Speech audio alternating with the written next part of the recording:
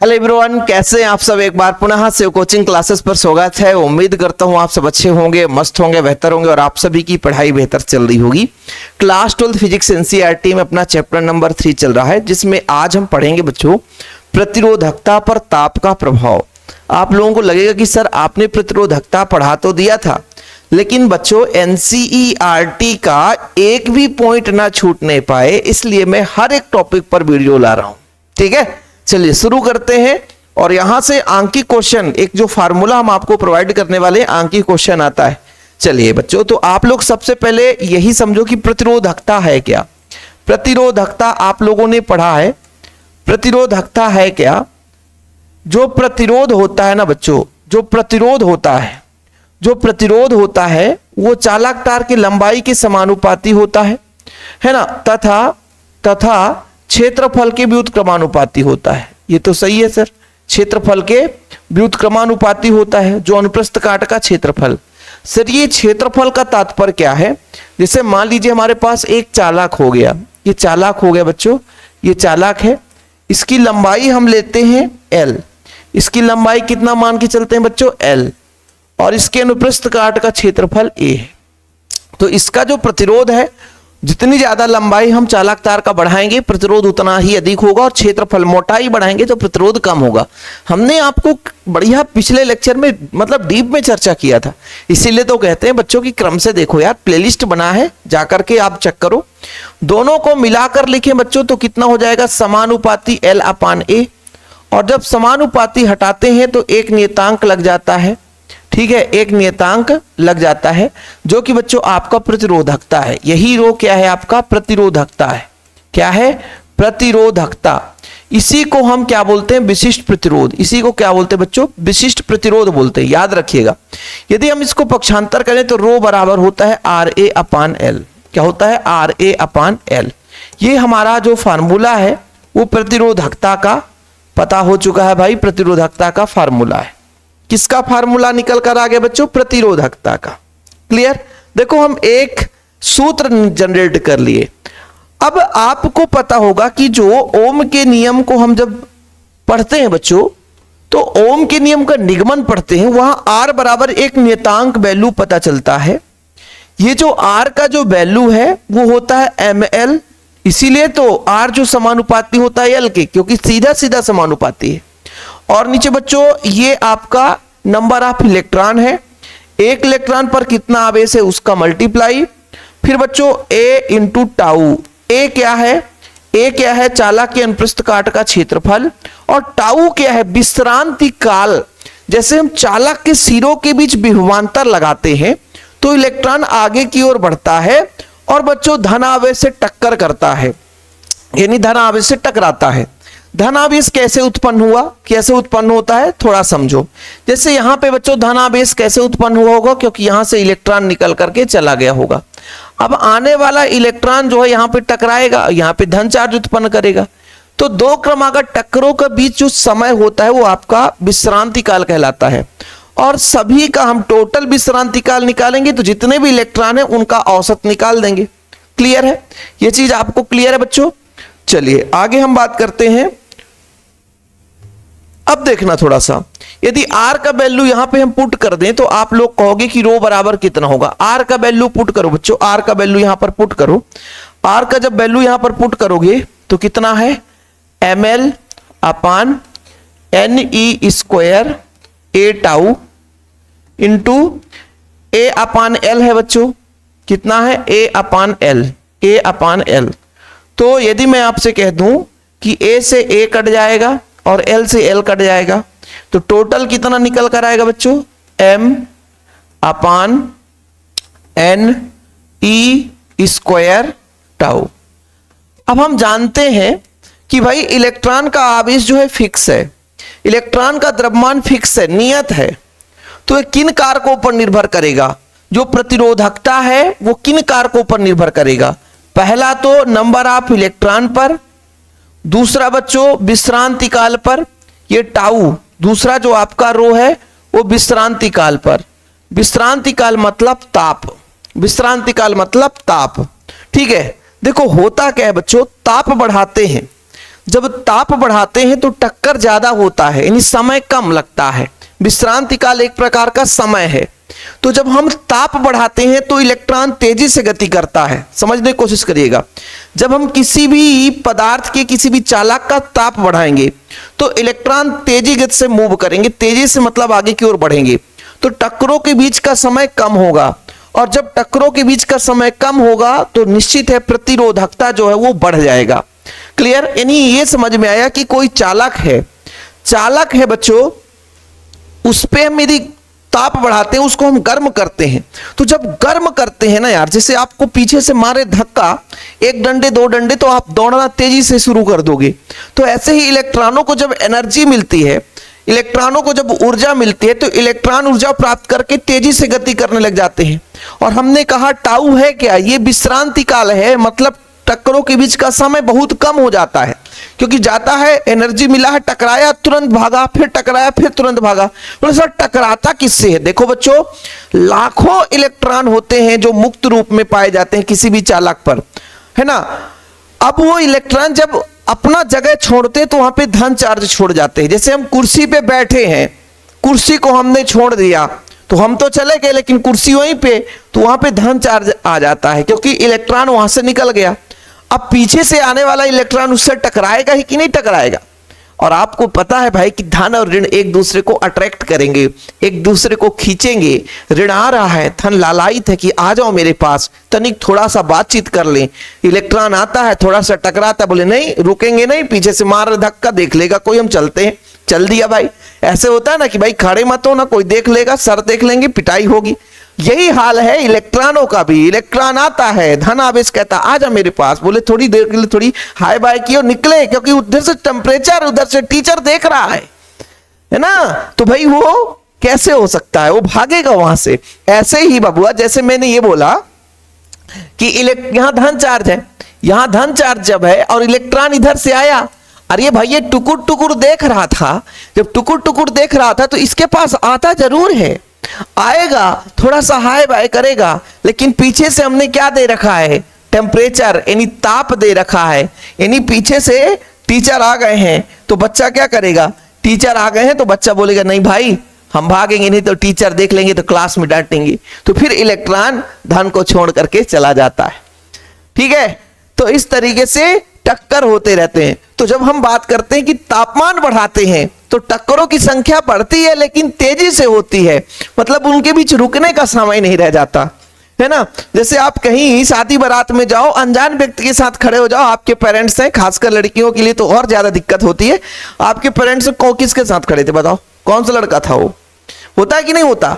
तो आप लोगों को भी डर रहता है कि कोई नाम भी पूछ दिया, कोई नंबर भी पूछ दिया, कोई व्हाट्सएप नंबर, कोई इंस्टाग्राम आईडी पूछ दिया, इतने में घर वाले पीछे से टेम्परेचर दे रखे कि ये अननोन व्यक्ति से आपको संपर्क नहीं करना, क्योंकि आजकल का जमाना सही नहीं है। ऐसे ही भाई इलेक्ट्रॉन को हम जब टेम्परेचर देते हैं कि ज्यादा तो है, ये सुंदर सा व्यक्ति है, ये गई भाई, और इसके सामने लेकिन पीछे से टेम्परेचर मिला, रुकना नहीं है, रुकना मना है, तो रुकते नहीं भैया, आगे की ओर बढ़ जाती है। तो ये चीज कहा गया कि तापमान बढ़ाते जाओगे तो इलेक्ट्रॉन ससुरा ज्यादा समय नहीं लेगा रुकने के लिए, टकराएगा जरूर, प्लस माइनस का आकर्षण होता है, लड़का लड़की को ही ज्यादा दोस्त बनाना चाहता है। ठीक है, क्योंकि भाई विपरीत में ये आपके कल्चर है भाई, ये आपका है ना, प्रकृति नहीं बना के भेजा है कि आपको प्लस माइनस से ज्यादा अट्रैक्शन होगा। तो ये माइनस जो है इलेक्ट्रॉन प्लस के पास आता है, टकराता है, टेम्परेचर मिला, धक्का मार, आगे बढ़ा। तो कुल मिलाकर ये समझ में आया कि भाई तापमान हम बढ़ाते हैं, जब तापमान बढ़ाते हैं तो विश्रांति काल का मान कम हो जाता है और प्रतिरोधकता क्या हो जाती है? बढ़ जाती है। क्लियर? समझ में आ गया बच्चों? ये सारा कहानी क्यों बताना था। अब जो बच्चे पिछला लेक्चर देखे हैं उनको ये फार्मूला वगैरह तो याद हो गया होगा, और जो नहीं देखे हैं तो प्लेलिस्ट में जाकर देखें। और अब हमने प्रॉपर नोट्स बनाकर आपको सेंड करना शुरू किया, जैसे जो बच्चे नोट्स ले रखे हैं और जिनको भी नोट्स लेना है शिव सर का, तो कांटेक्ट नंबर क्या है सर? 9685299149। ये मेरा पर्सनल नंबर है बच्चा लोग।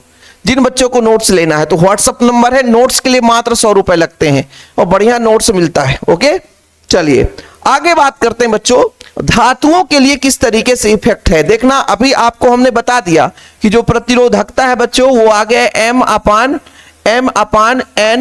m/n/e² tau. अब चूंकि हम जानते हैं कि m व e का मान, m व e का मान नियत रहता है, नियत रहता है। कैसे नियत रहता है भाई? इलेक्ट्रॉन का द्रव्यमान फिक्स है और एक इलेक्ट्रॉन पर आवेश का मान फिक्स है बच्चों, नियत रहता है। तो केवल दो चीजों पर निर्भर करता है, इलेक्ट्रॉनों की संख्या कितनी है और बच्चों इलेक्ट्रॉनों की संख्या कितनी है, इलेक्ट्रॉनों की संख्या कितनी है और विश्रांति काल मतलब ताप पर, दो चीजों पर। तो ताप का ही प्रभाव तो देख रहे हैं, इसी का तो खेल देख रहे हैं। तो देखो बच्चों धातुओं के लिए क्या होगा, ताप बढ़ाने पर प्रति एकांक आयतन में इलेक्ट्रॉनों की संख्या बढ़ जाएगी। अच्छा, ये नंबर ऑफ इलेक्ट्रॉन बढ़ जाएंगे। जितना तापमान बढ़ाओगे इलेक्ट्रॉन मुक्त अवस्था में अपना जगह छोड़ करके भागने लग जाएंगे। जैसे सीटी बजी, दौड़ शुरू, तो लोग बैठे थे उठकर भागने लग गए, मुक्त इलेक्ट्रॉन खूब थे, टेम्परेचर मिला, आगे की ओर बढ़ने लग गए। चलिए, किंतु विद्युत धारा वहन करने के लिए इलेक्ट्रॉनों की औसत चाल बढ़ जाती है, फलस्वरूप मुक्त इलेक्ट्रॉनों और धन आयनों के बीच टक्करों की आवृत्ति बढ़ जाती है। मतलब जितना ज्यादा भाई इलेक्ट्रॉन उत्पन्न होगा उतना धन चार्ज उत्पन्न होगा, ये तो क्लियर है, क्योंकि जितने लोग कुर्सी छोड़ेंगे उतनी कुर्सियां खाली होगी। ये तो सबको पता है कि बारात में खूब सारे कुर्सियां हैं, नेता साहब आए सारी कुर्सियां खाली कर देते हैं लोग, है ना। आजकल देखो हमारे भारत देश में रिच पर्सन को पहले प्राथमिकता दी जाती है, जो पद में, जो कद में, जो पैसे में आगे है उसके लिए सब कुछ है, सर्वोपरि है। यहाँ इंसान के बराबर वैल्यू नहीं है। दो इंसान हैं, हालांकि भगवान ने दोनों को बराबर मानकर भेजा है, लेकिन यहां पर क्या होता है आप खुद देखो, चाहे आप किसी भी कास्ट से हो, पैसे हैं आपके पास तो कद आपकी ऊंची है, पैसे नहीं है आपके पास तो कोई कद नहीं है, कोई कद्र भी नहीं है, ना कोई आपकी इज्जत है ना सम्मान है। कुर्सियां आपको खाली करनी ही पड़ेगी, आगे की कुर्सियां आपके रिच पर्सन के लिए ही है। तो यही चीज होता है, कद्र पैसों से तुलना की जाती, भले वो उम्र से छोटा है, लेकिन वास्तविकता तो ये है कि भाई अपने से बड़ों का सम्मान करें। अपने से बड़ों का मतलब उम्र से बड़े, जो मान सम्मान से बड़े हूं, बाकी अपने से छोटा पैसा में आगे अमीर बाप का बेटा तो क्या हुआ। इतना भी रिस्पेक्ट मत करो कि इंसान की वैल्यू भूल जाए। हमारा तो सोच यही है कि हर इंसान बराबर है, लेकिन आप लोग देख लेना, ऐसे ही टेम्परेचर मिलता है तो इलेक्ट्रॉन भी छोड़ करके भाग देता है, धन आयन की संख्या बढ़ती है, यानी मुक्त इलेक्ट्रॉन की संख्या बढ़ गई, औसत चाल बढ़ गया, टक्कर ज्यादा बढ़ गई। लेकिन बच्चों विश्रांति काल का मान कम हो जाता है, ठहरने का जो समय है वो कम हो जाता है, इलेक्ट्रॉन भगे जा रहे हैं, विश्रांति काल का मान कम होता है तो प्रतिरोधकता क्या होता है बच्चों, बढ़ जाता है। क्या हो जाता है? प्रतिरोधकता बढ़ जाता है। उम्मीद करता हूं कि ये चीज आपको क्लियर हो गई होगी, बहुत महत्वपूर्ण चीज है बच्चों। क्लियर दोनों चीज आप देखो कि यदि n का मान बढ़ेगा तो भी रो का मान घटेगा, यदि इसका मान बढ़ेगा विश्रांति काल का मान, बच्चों देखो थोड़ा समझना, टाउ का मान क्या होगा, टाउ का मान कम हो जाता है, इसका मान कम हो जाता है बच्चों, इसका मान कम हो जाता है, ठीक है। टाउ का मान क्या हो जाता है? कम हो जाता है। टाउ का मान कम होने से यानी विश्रांति काल कम होने से बच्चों यहां पर भाई n का मान तो बढ़ता है, n का मान तो बढ़ता है, लेकिन ये जो टाउ है, जो विश्रांति काल है वो कम हो जाता है। इस कारण से है ना लगातार आपका प्रतिरोधकता क्या हो जाता है? बढ़ जाता है धातुओं के लिए। ओके, चलिए, इसलिए बच्चों कहा जाता है कि धातु का ताप बढ़ाएंगे तो प्रतिरोध ज्यादा हो जाएगी। अब एक फार्मूला आप लोगों को याद करना पड़ेगा, ठीक है। वो फार्मूला कौन सा है सर? इसको मैं क्लीन करूंगा, आप लोग देख लो, स्क्रीनशॉट लेना है तो ले लो, बाकी मैं बार बार वही चीज आपको नहीं समझाने वाला। देखो बाबू, एक फार्मूला जनरेट है जो कि आपको सिद्ध नहीं करना है, केवल याद करना है। जैसे मैं बात करता हूं रो है, रो इक्वल रो नॉट या पी नॉट हम बोल सकते हैं, रो नॉट, फिर 1 प्लस यहां अल्फा आर, फिर बच्चों 1 प्लस यहां पर हम कह सकते हैं बच्चों T1 माइनस टी नॉट, यानी 0 से। और ये आप लोग, ये फार्मूला आप लोगों को याद रखना है कि किसी भी है ना धातु के लिए हमको क्या निकालना है बच्चों? प्रतिरोधकता निकालना है। ऐसे ही बच्चों हम यदि बात करते हैं कि R2 यदि निकालना चाहें तो आप लोग लिख सकते हो R1 प्रारंभिक कितना था? 1 प्लस अल्फा आर, फिर बच्चों टेम्परेचर बाद में बढ़ गया तो T2 माइनस T1। सबसे बेहतर तो यही रहता है कि सर इसी फॉर्मेट में इसको भी लिख दो, तो इसको भी लिख सकते हैं कि प्रतिरोधकता बराबर, जैसे मैं आपको यहां पे 2 कर दूं तो यहां पर करोगे 1, फिर 1 प्लस अल्फा आर, फिर प्यारे बच्चों T2 माइनस T1। ये आप लोग ये फार्मूला याद रखना, इसी से बच्चों अल्फा आर का मान निकालने के लिए पूछा जाता है। बोलो कि सर अल्फा आर का मान कैसे निकलेगा? देखो मैं समय देता हूं आपको, बिल्कुल निश्चिंत रखें। देखो भाई आप लोगों को थोड़ा सा ध्यान रखना पड़ेगा मैं क्या बता रहा हूं, क्योंकि इससे क्वेश्चन बनते हैं। जैसे मैंने कहा R2 का मान मुझे निकालना है, तो ये पहले R1 होता बच्चों, फिर यहां पर आप लोगों का 1 प्लस क्या होता, 1 प्लस अल्फा आर, ठीक है। रजिस्टिविटी प्रतिरोधकता ताप गुणांक, अल्फा आर क्या है बच्चों, प्रतिरोधकता ताप गुणांक, चिंता ना करो थोड़ा समय दो। फिर बच्चों यहां पर मैं कहता हूं T2 माइनस T1, ठीक है। ये लो, जब इसका हम गुणा करेंगे बच्चों, इसका गुणा करेंगे, इसका गुणा करेंगे तो कितना हो जाएगा, R2 equal R1 plus R1 alpha are प्रतिरोधकता ताप गुणांक, फिर बच्चों T2 माइनस T1, ठीक है। ये हमने गुणा कर दिया इसका इसके साथ इसके साथ। अब इसको इधर पक्षांतर कर दें बच्चा लोग, पक्षांतर, तो कितना हो जाएगा R2 माइनस R1, ठीक है, इक्वल कितना हो जाएगा बच्चों, R1 alpha are T2 minus T1, ठीक। मुझे किसका मान निकालना है, अल्फा आर का मान निकालना है, प्रतिरोधकता ताप गुणांक का मान निकालना है, अल्फा आर। तो कहोगे अल्फा आर बराबर हो जाएगा सर, जो इधर गुणा में इधर आएगा तो भाग में हो जाएगा, जैसे R2 माइनस R1 है, ठीक है सर। यदि मैं बात करता हूं बच्चों अल्फा आर निकालना है तो R1 यहां आ जाएगा और फिर यहां पर T2 माइनस T1 हो जाएगा। ये लो बच्चों, इस तरीके से आप लोग फार्मूला जनरेट कर लेना, बहुत काम का चीज है, बहुत काम का चीज है। फिर आप लोग बाद में कहोगे कि सर हमें पता नहीं था, है ना, ये ऐसा भी फार्मूला जनरेट हो जाता है।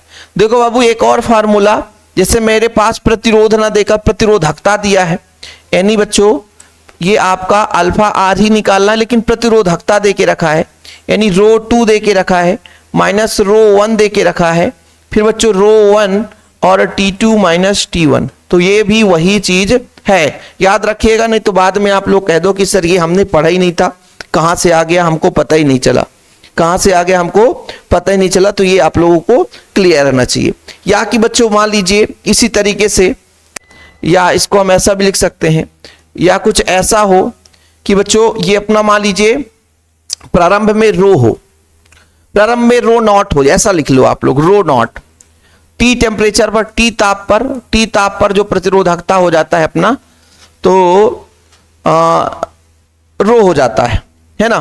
तो बच्चों यहां पर आप लोग कह सकते हो कि रो हो गया बाद में, प्रारंभ में उसका रो नॉट था, फिर बच्चों यहां पर प्रारंभ में उसका रो नॉट था, और फिर टी में टी नॉट, यानी प्रारंभ में कितना टेम्परेचर था उसको घटा देंगे। ये चीज भी आप लोगों को लिखना हो तो लिख सकते हो। यहां भी मैं लिख देता हूं भाई, R2 का मतलब होता है, R है मेरे पास कितना है प्रारंभ में, यानी कितना था, प्रारंभ में कितना था। ये प्यारे बच्चों प्रारंभ में लिखोगे तो ये अपना प्रारंभ हो जाएगा। R0 का मतलब प्रारंभ, जीरो टाइम पर, है ना। फिर बच्चों T माइनस T नॉट, ये लो, ये चीज है।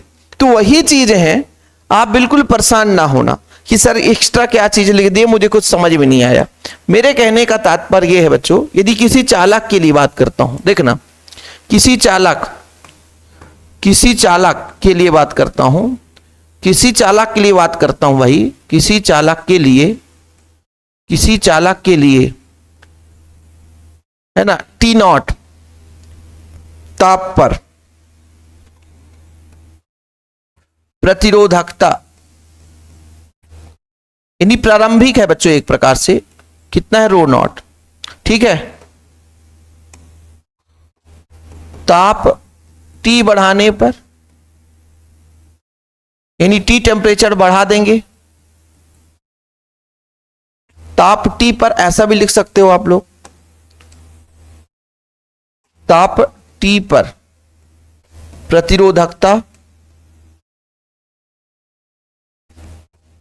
प्रतिरोधकता कितना हो जाएगा बच्चों अपना, रो हो, तो ये फार्मूला जनरेट हो जाएगा, ठीक है, प्रतिरोध के लिए अपना ये फार्मूला। ओके, समय लगा, लेकिन भाई क्लास लंबा चलेगा और हम चाहते हैं कि आपको डाउट ना रह जाए, कभी फार्मूला आए तो आपसे बनना चाहिए, नहीं तो फिर आप लोग दिक्कत करोगे ना कि सर हमको समझ में नहीं आया, हमको समझ में नहीं आया। अच्छा, जैसे मैं आपसे कहता हूं कि मेरे पास अल्फा आर का मान निकल कर आया कि रो माइनस रो नॉट, जहां रो नॉट प्रारंभिक है, टी टेम्परेचर पर उसका प्रतिरोधकता रो हो जाता है, रो नॉट T2 माइनस T1 है, या आप ऐसे कर दो T माइनस T नॉट है। अब यदि प्यारे बच्चों किसी चालक के लिए बात करता हूं, चालक का प्रारंभिक प्रतिरोधकता इकाई हो, वह जो हम टेम्परेचर बढ़ा रहे हैं तो वो डिफरेंस कितना हो, 1 हो।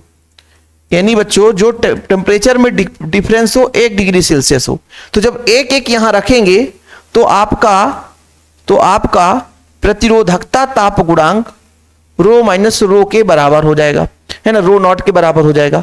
इसका तात्पर्य क्या हुआ सर, प्रतिरोधकता ताप गुणांक,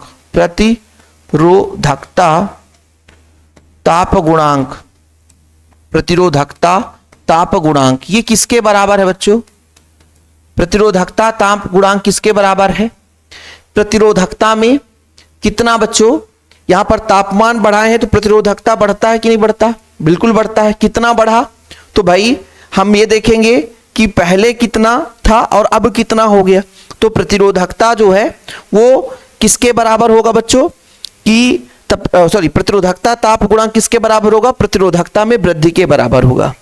ठीक है, प्रतिरोधकता में वृद्धि की, भाई प्रतिरोधकता ताप गुणांक कितना होगा, प्रतिरोधकता में वृद्धि के बराबर होगा। किसके बराबर बच्चों, प्रतिरोधकता में वृद्धि के बराबर होगा। लेकिन कंडीशन देके रखा है, कब बराबर होगा, कंडीशन भी देके रखा है। कंडीशन दिया है कि बराबर होने के पीछे कारण है कि जब टेम्परेचर कितना हो बच्चों, 1 डिग्री सेल्सियस, यानी टेम्परेचर जो हमने बढ़ाया है, जो टेम्परेचर हमने बढ़ाया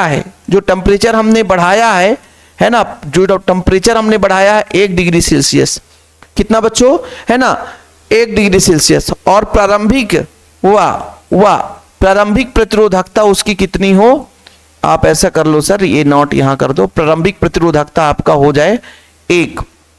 तो इस तरीके से आप लोग इसका परिभाषा दे सकते हो कि यदि किसी चालक के इकाई, यानी कोई चालक है जिसकी प्रतिरोधकता इकाई है, उसका 1 डिग्री सेल्सियस ताप बढ़ा दें, समझो ना बच्चों, मतलब इकाई प्रतिरोधकता वाले चालक तार का 1 डिग्री सेल्सियस ताप बढ़ाने पर जो उसके प्रतिरोधकता में वृद्धि होती है वही उसका प्रतिरोध ताप गुणांक है, वही उसका प्रतिरोध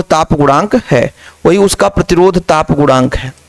यहां पर बच्चों रो नॉट यहां पर लगाया हूं ना, तो आप यहां पर इधर कर लेना, ठीक, हाँ चलो ठीक है। फिर से समझना बच्चों, इससे एक फार्मूला जनरेट हो रहा है, किसी भी चालक का प्रतिरोधकता ताप गुणांक कितना होगा, प्रतिरोधकता ताप गुणांक कितना होगा, तो हम क्या बोलते हैं कि इकाई प्रतिरोधकता वाले चालक, फिर समझो, इकाई प्रतिरोधकता वाले चालक का ताप 1 डिग्री सेल्सियस बढ़ाने पर जो उसके प्रतिरोधकता में वृद्धि होती है वही उसका बच्चों प्रतिरोधकता ताप गुणांक कहलाता है। एकांक प्रतिरोधकता वाले चालक, देख लो भाई मैंने क्या बोला, एकांक मतलब इकाई प्रतिरोधकता वाले चालक के ताप को 1 डिग्री सेल्सियस बढ़ाने पर उसकी प्रतिरोधकता में जो होने वाली वृद्धि बच्चों वही प्रतिरोधकता ताप गुणांक होती है। प्रतिरोधकता ताप गुणांक ये अपना फार्मूला हो गया रो नॉट, फिर बच्चों ये आप T माइनस T नॉट। इस फार्मूले से आप लोग कोई भी, है ना, आंसर निकाल सकते हो भाई, आगे चलकर काम आएगा, ये आगे चलकर काम आएगा बच्चों। क्लियर, समझ में आ गया। जो हमारा मेन टास्क था कि R का वैल्यू निकालना है और बच्चों अल्फा का वैल्यू निकालना है, वो चीज आपको क्लियर हो गया होगा, ठीक है। और ये जो फार्मूला, एक चीज और मैं भी बताने वाला हूं, यहाँ पे जो बच्चों R की वैल्यू जो मैंने बताई, अल्फा आर की वैल्यू, तो R मतलब रेजिस्टेंस से या प्रतिरोधकता से, दोनों से आप लोग निकाल सकते हो। थोड़ा समय दीजिए, एनसीईआरटी का कुछ फार्मूला में, और एक फार्मूला इसी से संबंधित एक फार्मूला है जो कि आपके एग्जाम में, है ना, अंकीय क्वेश्चन के तौर पे पूछा जाता है बच्चों। किस पर, अंकीय क्वेश्चन के तौर पर पूछा जाता है। चलो ठीक है सर। यदि बोला ये गया कि यदि मान लीजिए 0 डिग्री सेल्सियस ताप की बात करें, यदि प्रारंभिक ताप 0 डिग्री सेल्सियस हो, जैसे मैं आपसे बात करता हूं यहां पे अपना, चलो यहां पे ले लो, क्योंकि आपने ये तो पढ़ लिया कि सर हम बात करते हैं जब हम बात करते हैं R2, एनसीईआरटी में यही देता है कि R2 कितना होगा कि R1 1 प्लस अल्फा आर हो जाएगा, और यहां पर T2 माइनस T1, ये एनसीईआरटी कहता है, एनसीईआरटी कहता है। अब ये बोल के रखा है एनसीईआरटी कि यदि प्रारंभिक ताप 0 डिग्री सेल्सियस हो बच्चों, यदि प्रारंभिक ताप T1 का मान 0 डिग्री सेल्सियस हो, यदि प्रारंभिक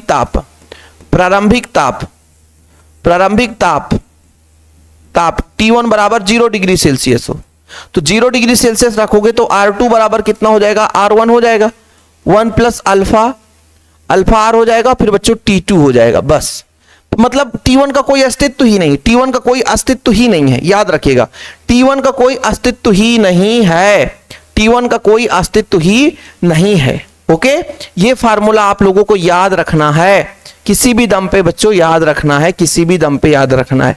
अच्छा सर, इससे T2 का मान या अल्फा का मान निकालना चाहूं तो कैसे होगा?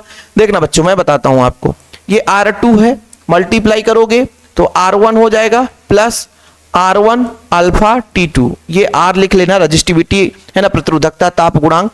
अब यहां पर प्यारे बच्चों पक्षांतर करोगे तो R2 माइनस R1 हो जाएगा, है ना, फिर बच्चों इधर हो गया R1 अल्फा RT2 हो जाएगा, ठीक है। फिर पक्षांतर करेंगे बच्चों कितना हो जाएगा, R2 माइनस R1 अपान R1 और फिर T2, तो ये अपना अल्फा का वैल्यू निकल कर आ जाता है, ये अपने अल्फा का वैल्यू निकल कर आ जाता है।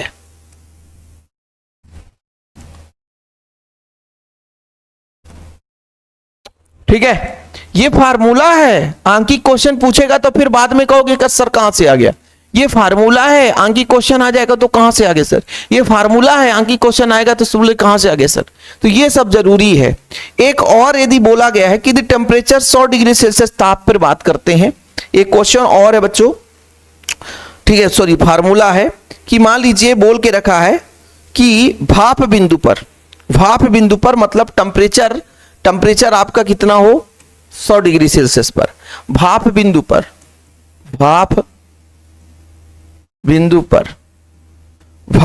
पर जो T का मान निकलता है वो होता है बच्चों RT, कितना टेम्परेचर है R0 और R100 माइनस ये अपना R0, भाप बिंदु के लिए 100 का मल्टीप्लाई करते हैं।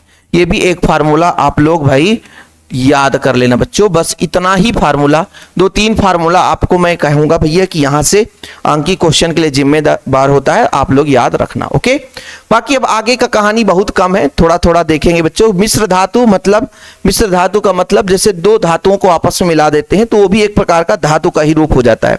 मिश्र धातुओं में भी मुक्त इलेक्ट्रॉन उपस्थित हो जाते हैं। देखो बच्चों, मिश्र धातुओं की प्रतिरोधकता अधिक होती है ना, प्रतिरोधकता ताप गुणांक न्यूनतम होता है। ठीक है, प्रतिरोधकता क्या होता है, अधिक होता है। जैसे धातु का प्रतिरोधकता भाई, यदि हम बात करते हैं ताप बढ़ाएंगे तो प्रतिरोधकता क्या हो जाता है, उच्च हो जाता है। ऐसे ही मिश्र धातुओं का भी ताप बढ़ाने पर जो प्रतिरोधकता उच्च हो जाता है। इसलिए प्रतिरोध बॉक्स बनाने के लिए हम किसका, मिश्र धातु का प्रयोग करते हैं। प्रतिरोध बॉक्स बनाने के लिए मिश्र धातु का प्रयोग करते हैं। देखो यहां से केवल ऑब्जेक्टिव पूछा जा सकता है, प्रतिरोध बॉक्स बनाने के लिए किस प्रकार के धातुओं का प्रयोग करते हैं, तो मिश्र धातु का प्रयोग करते हैं। अर्धचालकों के लिए बच्चों, अर्धचालक में मतलब कुछ मात्रा में मुक्त इलेक्ट्रॉन हो, ज्यादा मात्रा में ना हो, कम मात्रा में, अल्प मात्रा में मुक्त इलेक्ट्रॉन हो, मतलब बहुत कम, बहुत सूक्ष्म, थोड़ी बहुत आपका मुक्त इलेक्ट्रॉन हो बच्चों, तो आपका कहलाएगा अर्धचालक, है ना। देखिए बच्चों, इसका भी क्या होगा कि प्रतिरोधकता ताप गुणांक ऋणात्मक होता है, अर्थात ताप बढ़ाने पर प्रतिरोधकता कम होने लगती है।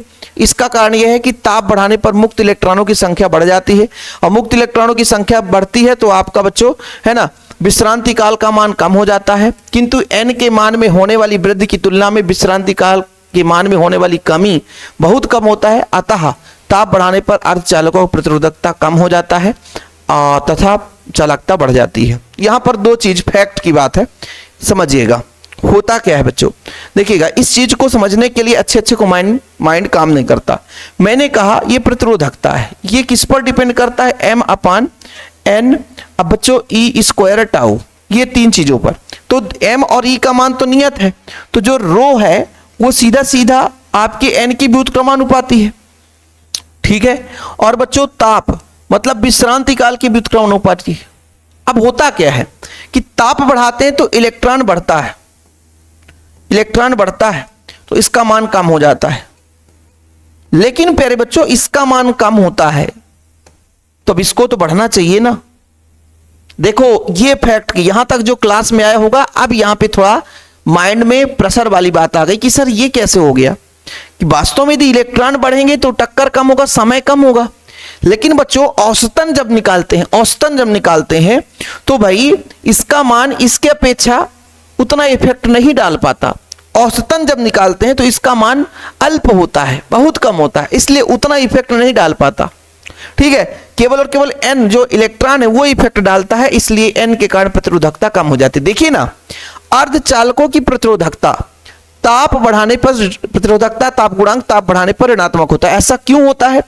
क्योंकि बच्चों ताप बढ़ाने पर प्रतिरोधकता कम होने लगती है। ये जो ताप बढ़ाते हैं तो एन, हम जानते हैं कि किसी भी चालक में मुक्त इलेक्ट्रॉनों की संख्या बढ़ती है, ताप बढ़ाएंगे तो मुक्त इलेक्ट्रॉन बढ़ेंगे, एन का मान बढ़ेगा तो रो का मान। तो सर चालक में भी तो ऐसा होता है, तो लेकिन चालक में ये जो विश्रांति काल का मान ये अत्यंत कम हो जाता है। जो चालक है उसमें इलेक्ट्रॉन होते हैं लेकिन उसमें विश्रांति काल का मान अत्यंत कम हो जाता है। जैसे ये कम हुआ, ज्यादा कम, तो भाई ये इसका प्रभाव ज्यादा हो जाता है। फिर समझो, मुक्त इलेक्ट्रॉनों की संख्या बढ़ जाती है जिसमें एन का मान तो बढ़ जाता है। एन का मान देखो बच्चों, एन का मान बढ़ता है, हम जानते हैं एन का मान बढ़ा तो प्रतिरोधकता कम होता है, एन का मान बढ़ा प्रतिरोधकता कम होता है, बिल्कुल सही है। आगे देखो, अर्धचालकों के लिए विश्रांति काल भी कम हो जाता है, इसका मान भी कम हो जाता है, इसका मान भी क्या हो जाता है, कम हो जाता है। अच्छा, जब ये विश्रांति काल कम हो गया तो प्रतिरोधकता क्या हो गया, बढ़ गया।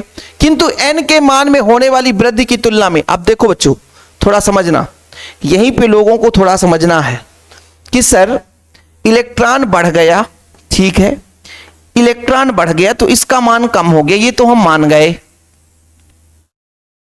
अब इसका मान कम हुआ तो इसका मान तो बढ़ेगा ना सर, तो कैसे एक दूसरे का अपोजिट हो सकता है?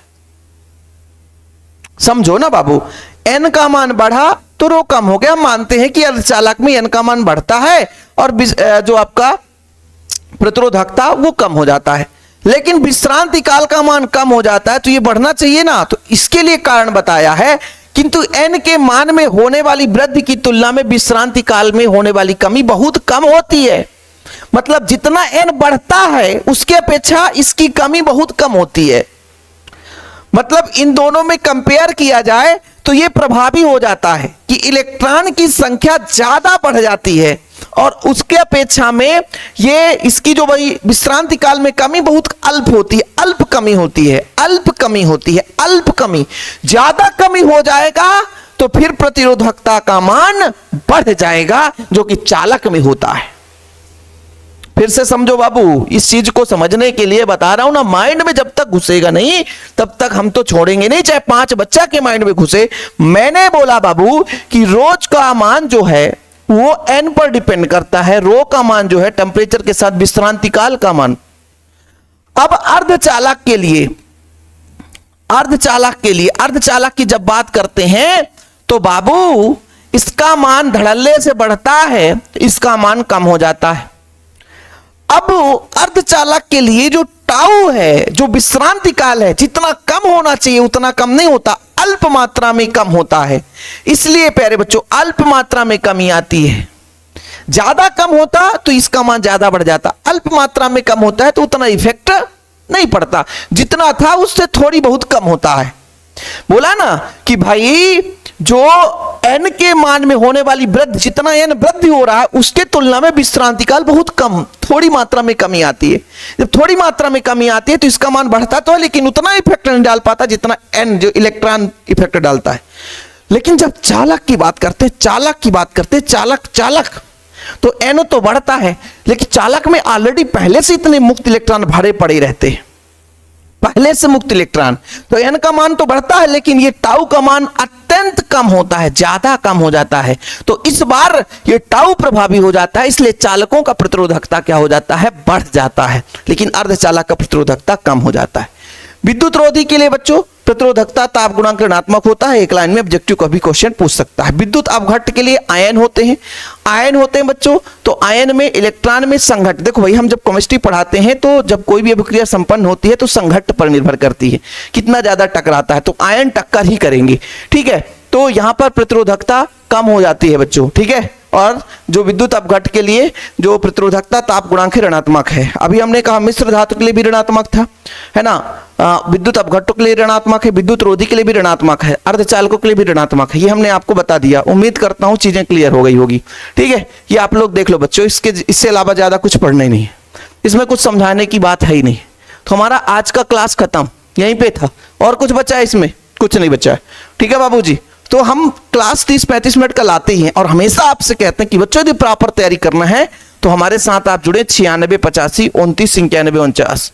जिन बच्चों को प्रॉपर नोट्स चाहिए तो इस नंबर पर व्हाट्सअप कर सकता है, 9685299149 मेरा पर्सनल नंबर है, व्हाट्सअप नंबर है, शिव सर का प्रॉपर नंबर है जिसपे आप व्हाट्सअप कर सकते हो। ओके, फिलहाल अभी के लिए इतना है। वीडियो पसंद आए तो लाइक करके शेयर करें, चैनल पर पहली बार आए चैनल को सब्सक्राइब कर लें। लगातार आपके लिए क्लासेस ला रहे हैं, प्लेलिस्ट में क्रमशः में वीडियो ऐड कर दिए बच्चों, जाकर के आप लोग जरूर देखें। जय हिंद, वंदे मातरम।